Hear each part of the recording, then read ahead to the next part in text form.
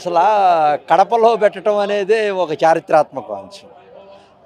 రాజకీయ ముఖ చిత్రాన్ని మార్చినటువంటి కడప ప్రాంతంలో అన్నగారు ఈరోజు జన్మదిన వేడుకలు.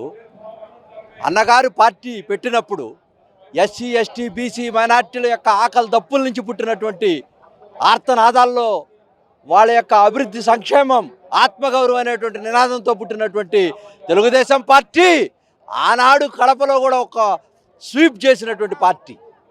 ఈనాడు స్వీప్ చేయటం కాదు, కూటమితో గతంలోనే 83లోనే ఒక స్వీప్ చేసినటువంటి పార్టీ. ఒక మహనీయుడు, ఒకరి చారిత్రాత్మక పురుషుడు, యుగ పురుషుడు, దట్టు చంద్రబాబు నాయుడు గారి యొక్క నాయకత్వంలో కూటమి విజయం సాధించి శరవేగంగా అడుగులు ముందుకేస్తూ అభివృద్ధి పదంలో దూసుకుపోతూ 6 సార్లు అధికారాన్ని కట్టబెట్టినటువంటి ఆంధ్రుల యొక్క ఆత్మగౌరవాన్ని కాపాడటం కోసం, వాళ్ళకి రుణం తీర్చుకోవడం కోసం ఈ రోజున కడపలో సవాలుగా ఇక్కడ మహానాడు జరపడం అనేది ఒక చారిత్రాత్మకమైనటువంటి విషయం.